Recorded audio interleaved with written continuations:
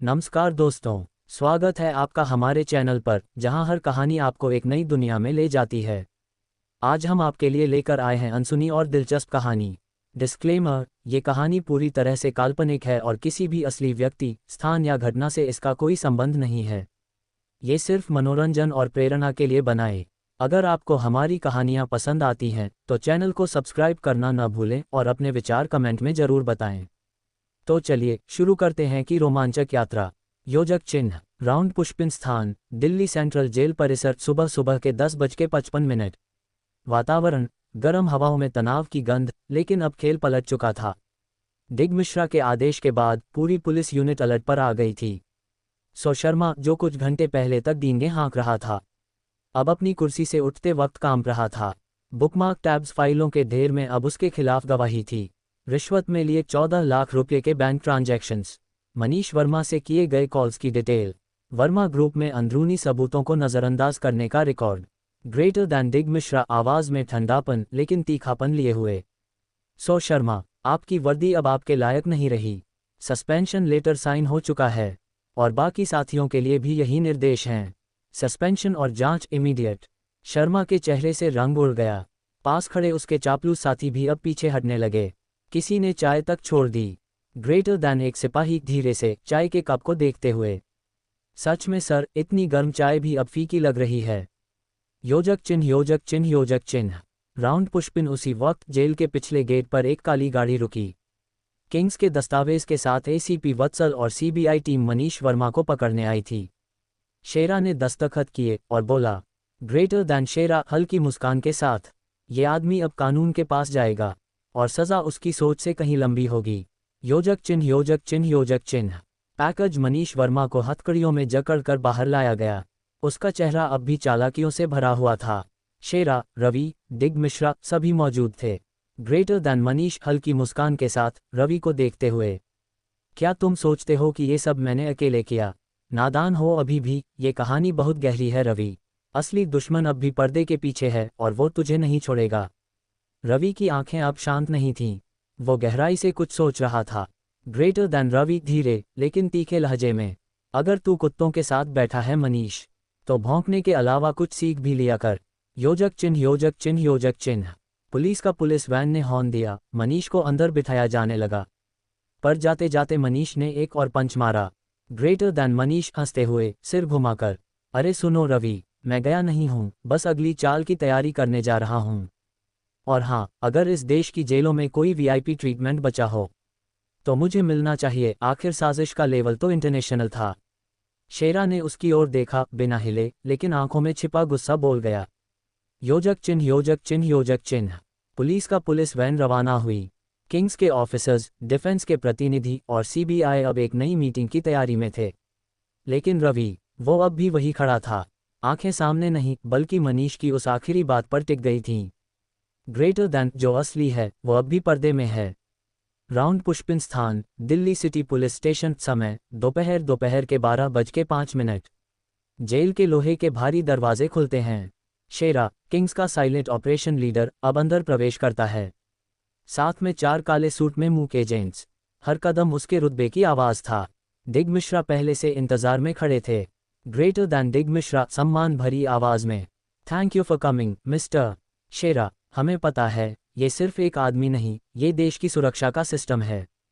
शेरा ने सिर्फ हल्के से सिर हिलाया। ग्रेटर दैन शेरा, अब ये केस पुलिस का नहीं, राष्ट्र का है। शर्मा और उसके बाकी सस्पेंडेड पुलिस वालों को अलग ले जाया गया। योजक चिन्ह, योजक चिन्ह, योजक चिन्ह। रवि को धीरे से अंदर से बाहर लाया गया। अब उसकी आंखों में थकावट नहीं, धार थी। शेरा ने रवि के कंधे पर हाथ रखा। ग्रेटर दैन शेरा धीरे से, आपका ऑफिस तैयार है सर। अब इस खेल की अगली चाल सिर्फ आपके हाथों में है। योजक चिन्ह, योजक चिन्ह, योजक चिन्ह। राउंड पुष्पिन स्थान, Kings global India HQ top floor. Evening दोपहर के 1:45। एक काली स्पोर्ट्स गाड़ी गेट के सामने रुकती है। रवि बाहर निकलता है, कंधे पर हल्का जख्म अभी भी है। सामने शीशे की दीवारों वाला ऑफिस, वो चेयर, वो डेस्क जहां वो आरके एम्पायर के बाद पहली बार बैठने जा रहा था। वो अपने पुराने कमरे की ओर गया। दरवाज़ा खुला। सब कुछ वैसा ही रखा था जैसे वक्त वहीं थम गया हो। रवि धीमे कदमों से अंदर गया। धीरे से कुर्सी खींची। बैठते ही उसकी सांसें धीमी हो गईं। मानो कोई टूटा हुआ सपना फिर से सांस ले रहा हो। योजक चिन्ह योजक चिन्ह योजक चिन्ह। सेल फोन की रिंगटोन बजी, स्क्रीन पर एक ब्लर नंबर, कोई पहचान नहीं। रवि ने थोड़ी देर देखा, फिर कॉल उठाया। उधर से जो आवाज़ आए वो वही थी जिसे सुनते ही किसी की नसों में आग दौड़ जाती थी। शैडोटेक कमांडर। लेकिन इस बार आवाज़ में घमंड नहीं था। ग्रेटर दैन शैडोटेक कमांडर, धीरे भारी स्वर में। माफ़ी चाहता हूँ, मुझे नहीं पता था आप किंग्स के असली मालिक हैं। हमसे बहुत बड़ी भूल हो गई। शैडोटेक अब आपकी कमांड में रहेगा। आप जो आदेश देंगे वही कानून होगा। कुछ सेकंड खामोशी रही। ग्रेटर दैन रवि धीरे से मगर आंखों में चिंगारी के साथ। जो हो गया वो दोहराया नहीं जाना चाहिए। मैं तुम्हें माफ़ करता हूँ लेकिन भूलता नहीं। जब मेरी ज़रूरत होगी मैं कॉल करूँगा। कॉल कट हो गया। रवि अब चुप था, लेकिन भीतर गूंज रही थी एक बात। अब वक्त आ गया है आरके एम्पायर को खोने वालों की असली पहचान सामने लाने का। उसने टेबल पर पड़ी फाइल उठाई, जिस पर लिखा था RK take over 6 years ago unsolved. योजक चिन्ह योजक चिन्ह योजक चिन्ह योजक चिन्ह योजक चिन्ह योजक चिन्ह। राउंड पुष्पिन स्थान, DCSI हॉस्पिटल, दिल्ली। समय दोपहर के 3:25। रवि अपने ऑफिस में था। शेरा उसके पास ही बैठा था, एक रिपोर्ट दिखा रहा था। कमरा शांत था जब रवि का फ़ोन अचानक वाइब्रेट करने लगा।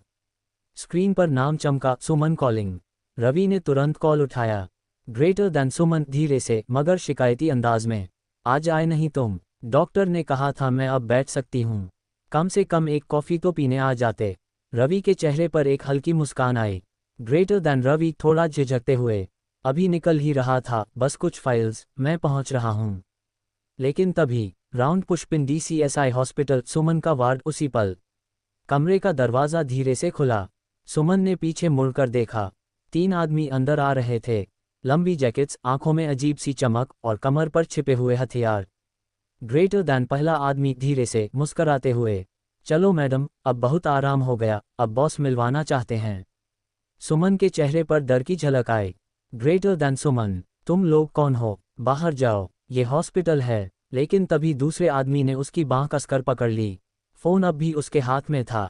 रवि सब कुछ सुन रहा था, सिर्फ आवाज़ें, दरवाज़ा खुलने की, सुमन के चिल्लाने की, और फिर call cut. Greater than Ravi गुस्से से उठते हुए, हेलो हेलो सुमन, हेलो। उद्धरण चिन्ह। शेरा ने रवि की आंखों में देखा।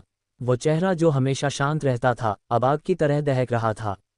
ग्रेटर दैन शेरा, गंभीर स्वर में, क्या हुआ सर? ग्रेटर दैन रवि, तेज सांसें लेते हुए, उसे उठा लिया गया। 3 लोग आए, सुमन को ले गए, मेरी आंखों के सामने।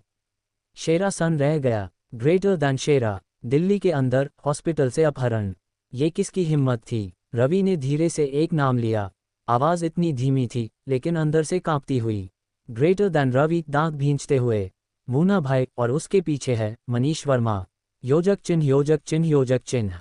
राउंड पुष्पिन स्थान, दिल्ली। मुन्ना भाई का गैंग हाइडआउट। उसी समय सुमन को एक काले स्कॉर्पियो में बिठाया गया था। उसके मुंह पर पट्टी थी, हाथ रस्सियों से बांधे हुए। एक गैंगस्टर फ़ोन पर बात कर रहा था। ग्रेटर दैन गैंगस्टर, हंसते हुए, काम हो गया मूना भाई, लड़की हमारे पास है, अब क्या करना है? उधर से आवाज़ आई, रखो उसे जिंदा, अभी मनीष साहब के नए ऑर्डर आने हैं। योजक चिन्ह योजक चिन्ह योजक चिन्ह। अब रवि के सामने 2 जंगें थीं, एक अपने दुश्मनों से और दूसरी अपने अंदर के उस डर से जो आज तक उसने किसी को नहीं दिखाया। ग्रेटर दैन रवि, धीरे से लेकिन आंखों में आग के साथ, सुमन को कुछ भी हुआ तो पूरी दिल्ली का नक्शा बदल दूंगा। मूना भाई कमरे में दाखिल होता है। उसकी नज़र जैसे ही सुमन पर पड़ती है वह ठिठक जाता है। उसकी आंखों में एक अजीब सी चमक आ जाती है। वह धीरे धीरे सुमन के पास जाता है, उसकी नज़रें सुमन के चेहरे पर टिक जाती हैं। मूना के लफ्ज़ों में एक अजीब सी मिठास घुल जाती है। तुम तो बहुत सुंदर हो। मूना की आवाज़ में हल्की सी थरथराहट है। अगर तुम मेरी हो जाओ तो तुम्हें दिल्ली की रानी बनाकर रखूंगा। सुमन की आंखों में गुस्सा और नफरत साफ झलक रही है। वह एक पल के लिए भी मूना की बातों में नहीं आती। अचानक सुमन मूना के चेहरे पर थूक देती है। कमरे में एक पल के लिए सन्नाटा छा जाता है। मूना के चेहरे पर थूक गिरते ही उसका चेहरा तमतमा उठता है। उसकी आंखों में गुस्से की आग भड़क उठती है। मूना बर्दाश्त नहीं कर पाता। उसके हाथ अपने आप उठ जाते हैं और वह सुमन के गाल पर जोरदार थप्पड़ जड़ देता है। थप्पड़ की आवाज़ कमरे में गूंज उठती है। सुमन की आंखों से आंसू छलक पड़ते हैं, लेकिन उसकी आंखों में डर नहीं, बल्कि और ज्यादा हिम्मत झलक रही है। उधर रवि सुमन को ढूंढ रहा है। उसका दिल बुरी तरह बेचैन है। वह हर जगह सुमन को पुकारता है, उसकी आवाज में जियालू और डर साफ झलक रहा है। रवि की सांसें तेज हो गई हैं, उसकी आंखों में चिंता की लकीरें साफ दिख रही हैं। वह शेरा के पास पहुंचता है और घबराई हुई आवाज में कहता है, शेरा, जल्दी चलो, सुमन को ढूंढना है। मुझे डर है कि कहीं कुछ गलत न हो जाए। शेरा रवि की हालत देखकर समझ जाता है कि मामला बहुत गंभीर है। वह बिना वक्त गंवाए रवि के साथ हो जाता है। दोनों मिलकर सुमन की तलाश में निकल पड़ते हैं। रास्ते में रवि की आंखों में सुमन की यादें तैर रही हैं, उसकी मुस्कान, उसकी बातें, उसका साथ। हर पल रवि का दिल बेचैन हो रहा है। उसे लग रहा है कि अगर सुमन को कुछ हो गया तो वह खुद को कभी माफ नहीं कर पाएगा। इधर मुना के कमरे में माहौल और भी भारी हो गया है। सुमन के चेहरे पर थप्पड़ का निशान है, लेकिन उसकी आंखों में डर नहीं, बल्कि एक अजीब सी जिद और हिम्मत है। मुना गुस्से में कमरे में टहल रहा है, उसके मन में सुमन को पाने की जिद और सुमन की नफरत की टकराहट चल रही है। कमरे में एक अजीब सा सन्नाटा है, जैसे कोई बड़ा तूफान आने वाला हो। कमरे में घुप्पर अंधेरा था। सुमन जमीन पर बैठी थी, चेहरा सूजा हुआ, आंखें लाल। उसके गाल पर मुना के थप्पड़ का ताज़ा निशान अब भी जल रहा था। सांसें तेज थीं, लेकिन हिम्मत अब भी बाकी थी। मुना भाई सामने मोबाइल पर किसी से बात कर रहा था, आवाज में वहशीपन था। काम हो जाएगा भैया, आज रात कोई गवाह नहीं बचेगा। फोन करते ही मुना ने जेब से चाकू निकाला। उसकी आंखों में वहशत थी। सुमन की धड़कनें तेज हो गईं, पर चेहरे पर डर की जगह अजीब सी सख्ती थी। मुना धीरे धीरे उसके पास आया, चाकू की नोक उसकी ठुड्डी पर रख दी। बहुत अकड़ है तुझमें रानी, अब देख तेरी कहानी यहीं खत्म। अचानक बाहर किसी के दौड़ने की आवाज आए। मुना चौंक गया, पलटकर दरवाजे की ओर देखा। सुमन की सांसें रुक गईं। कमरे का सन्नाटा अब और भारी लगने लगा। इसी बीच दूसरी ओर शेरा और रवि एक एसयूवी में तेजी से उसी लोकेशन की ओर बढ़ रहे थे। रवि की आंखों में बेचैनी थी, होंठ भींचे हुए। शेरा स्टीयरिंग पर हाथ कसकर जीपीएस स्क्रीन पर नजरें गड़ाए हुए था। बॉस, आप ऑफिस जाए, शेरा ने गहरी आवाज में कहा। मिस सुमन को मैं ले आता हूँ। रवि ने एक पल के लिए शेरा की आंखों में देखा। उसमें भरोसा था और एक अजीब सा डर भी। रवि ने सिर हिलाया। ठीक है शेरा, प्लीज, उसे कुछ नहीं होना चाहिए। एसयूवी हॉस्पिटल के पास रुकी। रवि बाहर निकल गया। शेरा ने एक गहरी सांस ली, जैकेट की जेब में गन को चेक किया और बिल्डिंग के पिछले गेट की ओर दौड़ पड़ा। कमरे के बाहर दो गुंडे पहरा दे रहे थे।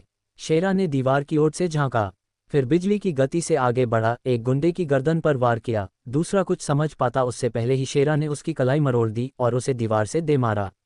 दोनों नीचे गिर गए एक हल्की कराह के साथ। अब शेरा दरवाजे तक पहुंचा। भीतर से मुना की आवाज आ रही थी, चल जल्दी कर, बहुत वक्त बर्बाद हो गया। शेरा ने धीरे से दरवाजे की कुंडी घुमाई। दरवाजा खुलते ही मुना पलटा। उसकी आंखों में हैरानी थी। कौन? शेरा ने बिना वक्त गंवाए सामने टेबल को लात मारी।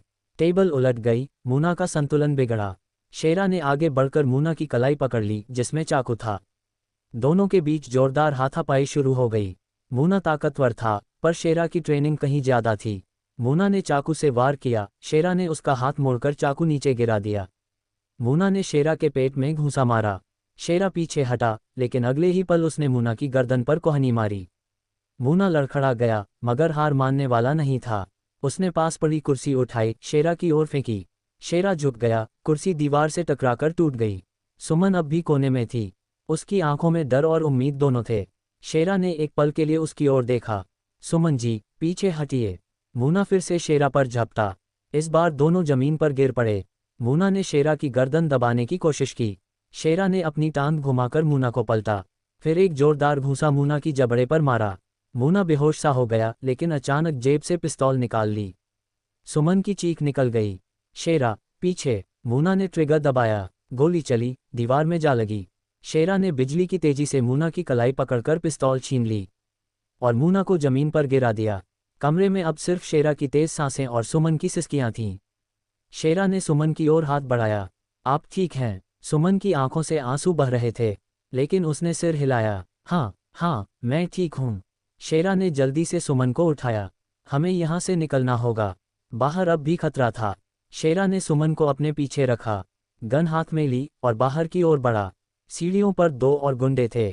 शेरा ने एक को किक मारकर नीचे गिराया।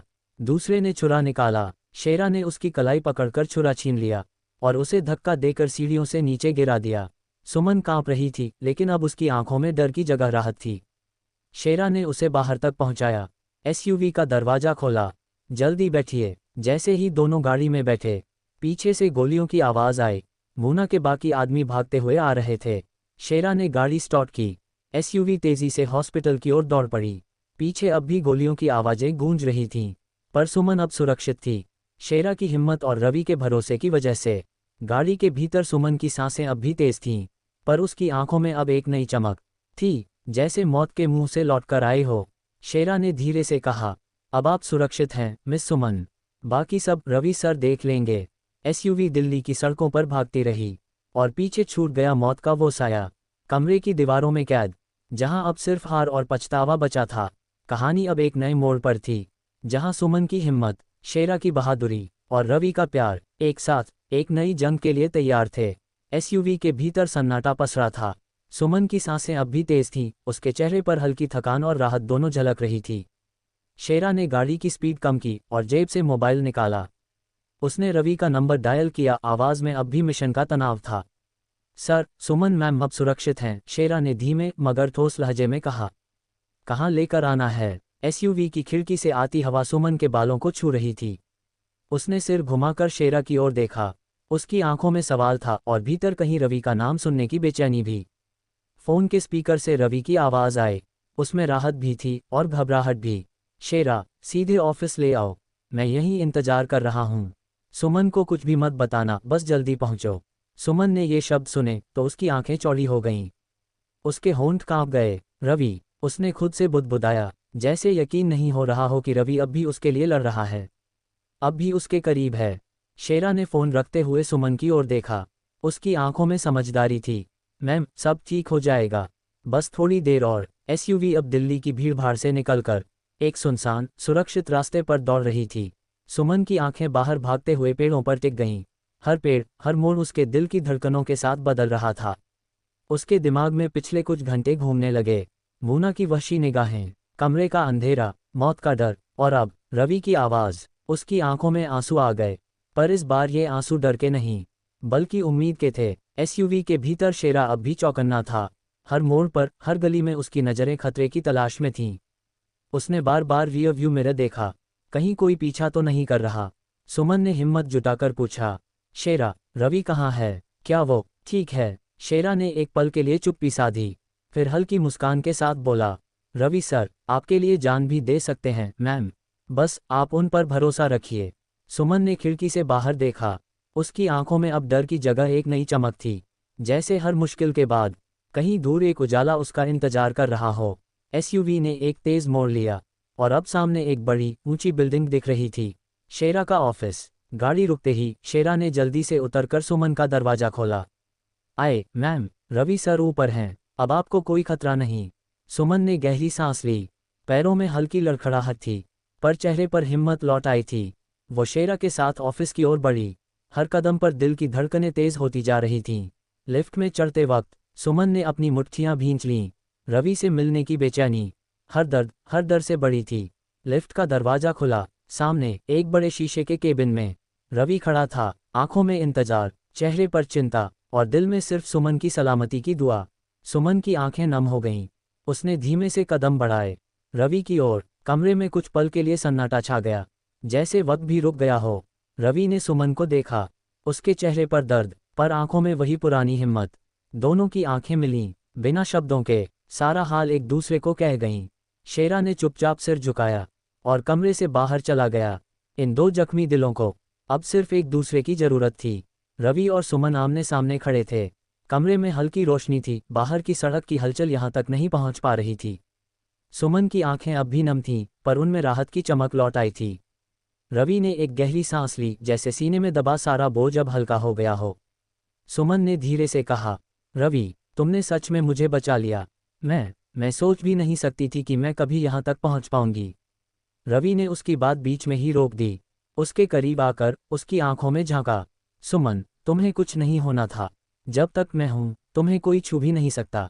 सुमन की आंखों से एक और आंसू टपक पड़ा, पर इस बार उसमें डर नहीं, बल्कि अपनेपन की गर्माहट थी। रवि ने उसके कंधे पर हाथ रखा। अब सब ठीक है, तुम सुरक्षित हो, पर ये लड़ाई अभी खत्म नहीं हुई। तुम्हारे दुश्मन अब भी बाहर हैं और हमें मिलकर उनका सामना करना है। सुमन ने सिर हिलाया, उसकी आंखों में अब डर की जगह एक नई जिद थी। रवि, अब मैं पीछे नहीं हटूंगी। जिसने भी मेरे साथ ये किया है उसे उसकी सजा जरूर मिलेगी। और मैं तुम्हारे साथ हूँ। रवि की आंखों में गर्व की चमक थी। उसने सुमन का हाथ थाम लिया। यही सुनना चाहता था, अब हम दोनों साथ हैं तो कोई भी हमें हरा नहीं सकता। कमरे का माहौल अब हल्का हो गया था, पर बाहर साजिशों के बादल अब भी मंडरा रहे थे। इसी बीच शेरा वापस कमरे में आया। चेहरे पर गंभीरता थी, आंखों में चिंता। सर, एक जरूरी खबर मिली है, शेरा ने धीमे स्वर में कहा। गिरधारी और मनीष ने अगला वार प्लान कर लिया है। शेडोटेक के बचे हुए एजेंट्स भी एक्टिव हो गए हैं। हमें जल्दी कुछ करना होगा। रवि ने गहरी सांस ली, फिर सुमन की ओर देखा। अब वक्त है असली लड़ाई का। इस बार हम सिर्फ बचेंगे नहीं, हम वार करेंगे। सुमन ने अपनी आंखों में एक नई चमक महसूस की। उसने रवि का हाथ और कसकर पकड़ लिया। मैं तैयार हूँ, अब डरने का वक्त नहीं। शेरा ने सिर झुकाया। मैं पूरी टीम को अलर्ट कर रहा हूँ। कोई भी हरकत अब हमारी नज़रों से बच नहीं पाएगी। कमरे में एक नई ऊर्जा भर गई थी।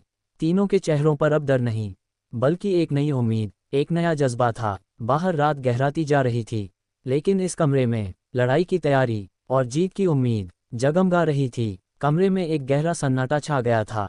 रवि और सुमन आमने सामने बैठे थे। अभी अभी खतरे की आंधी गुजर चुकी थी, लेकिन सुमन के दिल में सवालों का तूफान उठ चुका था। सुमन की नज़रें रवि के चेहरे पर टिक गईं। उसके दिमाग में एक के बाद एक सवाल गूंजने लगे। आखिर ये सब कैसे हो सकता है? रवि तो उसकी कंपनी में सिर्फ एक एम्प्लॉय था, फिर ये सब कैसे? सुमन ने हिचकिचाते हुए पूछा। रवि, ये सब तुम कैसे कर सकते हो? तुम तो बस एक एम्प्लॉय हो, फिर इतनी ताकत, इतनी हिम्मत, ये सब कहाँ से आया? रवि कुछ देर तक चुप रहा। उसकी आंखें नीचे झुक गईं। चेहरे पर एक पुरानी थकान और दर्द की परछाई उतर आई। कमरे में सिर्फ घड़ी की टिक टिक सुनाई दे रही थी। फिर रवि ने गहरी सांस ली और बहुत शांत स्वर में बोला, मैं एक्स आर्मी सोल्जर हूँ सुमन। कभी देश के लिए लड़ा था, अब कभी कभी अपनों के लिए लड़ना पड़ता है। सुमन को एक पल के लिए यकीन ही नहीं हुआ। उसकी आंखें चौड़ी हो गईं। उसने रवि को ऊपर से नीचे तक देखा, जैसे पहली बार उसे पहचानने की कोशिश कर रही हो। एक्स आर्मी, उसकी आवाज़ में हैरानी थी, साथ ही एक अनजाना डर भी। रवि ने उसकी आंखों में झांका। हाँ, बहुत कुछ देखा है मैंने, जंग, धोखा और अपनों की मौत, पर अब मेरी सबसे बड़ी जंग तुम्हारे लिए है।